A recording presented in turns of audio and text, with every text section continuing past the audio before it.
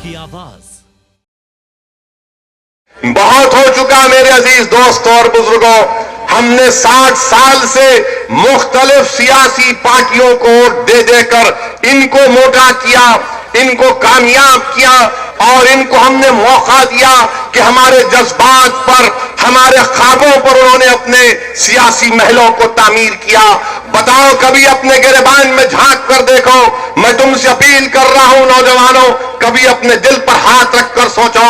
मैं हमारे बुजुर्गों से इल्तिजा कर रहा हूं कि मेरी इस बात को आप थोड़ी देर के लिए संजीदगी से गौर करिए कि आपने क्या हासिल किया। बताओ, तुम्हारी एक आजाद आवाज कहां पर है? कौन है तुम्हारा नुमाइंदा जो बेबाक तरीके से तुम्हारे मसाइल को हल कर सके?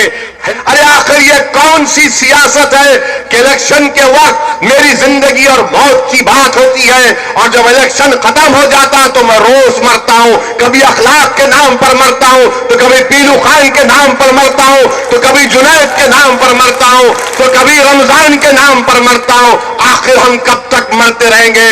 अरे एक बार जिंदा होने की कौम का मिसाल दे दो, खड़े हो जाओ कि हम इनके बातों में आने वाले नहीं है। ना हम हिंदुस्तान में इज्जत की जिंदगी गुजारेंगे इसलिए कि बाबा साहिब अंबेडकर का दिया हुआ संविधान हमको इंसान के तौर पर देखता है। मैं तुम्हारे दरमियान में खड़े होकर अपील कर रहा हूं, तुमको वास्ता है उस गाजी शहीद सालार का, अगर तुम उसके वारिस हो तो खुदा की कसम तुम मोदी से नहीं डर सकते, तुम आरएसएस से नहीं डर सकते।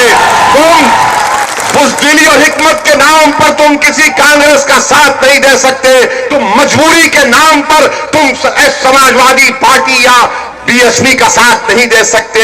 आज तुम्हारे पास इतनी ताकत है खुदा की कसम कि अगर तुम एक हो जाओगे तो उत्तर प्रदेश की सियासत में इनकलाब बरपा होगा। और मैं आपसे वादा कर रहा हूं, कि असदुद्दीन ओवैसी जब तक जिंदा रहेगा मैं वो इनकलाब पैदा कर रहूंगा। मैं तुमको हिंदुस्तान उत्तर प्रदेश का नेता बनाकर भी जाऊंगा।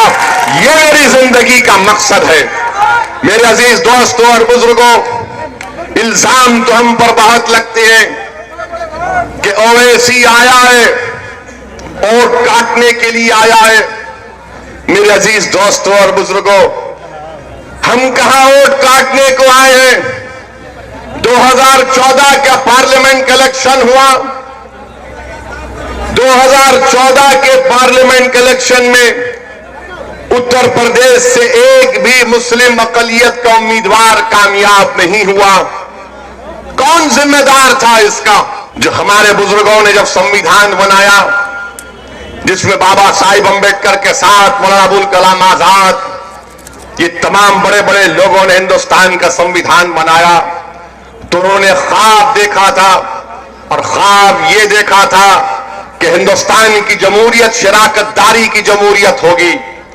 हर तबके, हर जात, हर मजहब के लोगों की नुमाइंदगी हिंदुस्तान के पार्लियामेंट में होगी। सुनो बहरेज के गयूर अवाम, हिंदुस्तान की लोकसभा में 540 के ऐवान में मुस्लिम अकलियत की नुमाइंदगी सिर्फ 23 रह गई है, सिर्फ 23 है। और तुम जानते हो मेरी इस बात को कि जब तक आपके नुमाइंदे कामयाब नहीं होंगे, आपकी आवाज, आपके मसाइल हल होने वाले नहीं है। आपके गांव, आपके शहर में कोई पानी के पीने के पानी का इंतजाम नहीं करेगा, बच्चों के लिए स्कूल का इंतजाम नहीं करेगा। हमारे मासूम बच्चे पैदा होकर बीमार हो जाते हैं, उनके लिए अस्पताल का इंतजाम नहीं होता। इसने हिंदुस्तान के संविधान के ऊपर हाथ रखकर कसम खाई कि मैं किसी से भी भेदभाव नहीं करूंगा, चाहे वो हिंदू हो, मुसलमान हो, शेड्यूल्ड कास्ट हो, शेड्यूल्ड ट्राइब हो, बैकवर्ड क्लास हो। मगर उत्तर प्रदेश के चीफ मिनिस्टर ने संविधान की जो कसम खाई उसको भूल गए और बार बार यही बोलते हैं, ये बाबर की औलाद को वोट मत दो, हमको अली नहीं चाहिए। सुनो उत्तर प्रदेश के मुख्यमंत्री, शायद तुमको इल्म नहीं है, मैं तुम्हारे इल्म में इजाफा कर रहा हूं।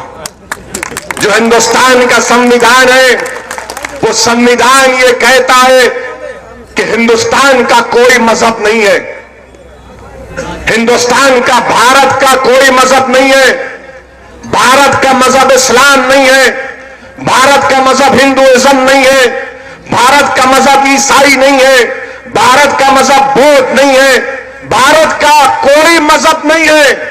भारत तमाम मजाहिब के मानने वालों को मानता है, और अगर कोई नहीं मानता तो भारत उसको भी मानता है। यह हिंदुस्तान की हकीकत है। मगर आरएसएस, बीजेपी और यहां का मुख्यमंत्री ये कहता है कि मुझे अली की जरूरत नहीं है। अरे मुख्यमंत्री, क्या तुम नहीं जानते कि अली ब्रादरान ने अंग्रेजों के खिलाफ जद्दोजहद की? क्या तुम भूल गए कि एक अली ब्रादरान को हिंदुस्तान की जमीन नसीब नहीं हुई? वो अंग्रेजों से लड़ते लड़ते उनका इंतकाल हो गया तो मस्जिद अक्सा के दामन में उनको अपनी खबर में जगह मिली। मगर ये तासुब किस बात का? आखिर इतनी नफरत क्यों है अली के नाम से? क्यों नफरत है?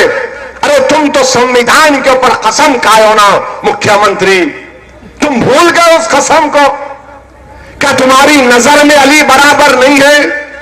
क्यों तुम इस तरह की बात करते? अरे ये मुल्क अली को भी मानने वाला है, ये मुल्क बजरंग बली को भी मानने वाला है। ये हिंदुस्तान की खूबसूरती है। और ये कौन कह रहा है? ये भड़काऊ भाषण, ये भड़काऊ बैजान आपसे कह रहे हैं। मैं कह रहा हूं आपसे, कोई रोक नहीं सकता मुझे। मेरे अजीज दोस्तों और बुजुर्गों, ये आपको सोचना है। और ये मुख्यमंत्री क्या कहता है कि हम ठोक देंगे, हम ठोक देंगे। किसको ठोक देंगे आप? नेशनल ह्यूमन राइट्स कमीशन के पास 16 केसेस गए एनकाउंटर के। नेशनल ह्यूमन राइट्स कमीशन ने कह दिया कि 16 बच्चों पर पुलिस ने ज्यादती की। उनके आला ओहदेदारों के हुक्म पर उन्होंने गोलियां चलाई। 2017 और 18 एक साल के दरमियान में 160 मुस्लिम अकलियत नौजवानों के ऊपर नेशनल सिक्योरिटी एक्ट लगाया गया, एनएसए लगाया गया। एनएसए 1 साल तक बेल नहीं होती। हम पूछना चाहते हैं, ये इंसाफ है आपका? बताओ आप कि पूरे उत्तर प्रदेश में कुरैश बरादरी बेरोजगार हो गई। पूरे उत्तर प्रदेश में कुरैश बरादरी आज उनके घर में चिराग नहीं जलता, परेशान है। मगर आप अपना फैसला सुना चुके हैं।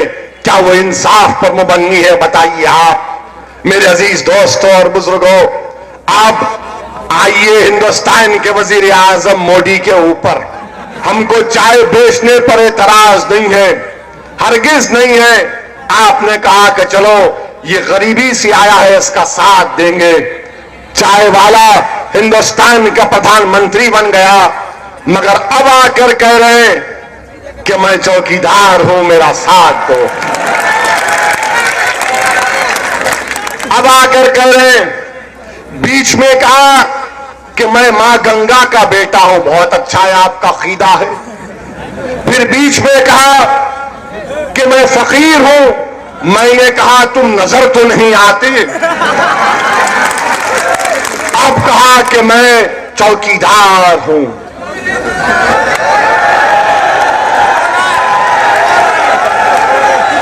अगर मैं कहूंगा तो पुलिस बोलेगी भड़काऊ भाईजान ने फिर से भड़काऊ बात कर दी।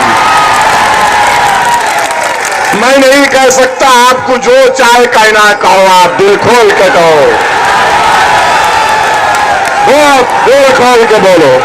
हिंदुस्तान में मैं आपको कह रहा हूं कि सब सेकुलर है और सिर्फ ओवैसी कम्युनल है। ये सब दूध के धुलेरे हैं और ये समझते कि हमको तारीख नहीं मालूम। चौकीदार ने कहा था, भाइयों बहनों, आजकल नहीं बोल रहे हो, बोलते थे कि अच्छे दिन आएंगे तो लोग पुकार कर बोलते थे उत्तर प्रदेश में आएंगे। अब आप चौकीदार की जबान से नहीं सुनते अच्छे दिन, क्योंकि अगर उत्तर प्रदेश के किसी सभा में ये चौकीदार बोलेगा अच्छे दिन, तो जनता पुकार कर कहेगी चौकीदार हमारे बुरे दिन लौटा दे।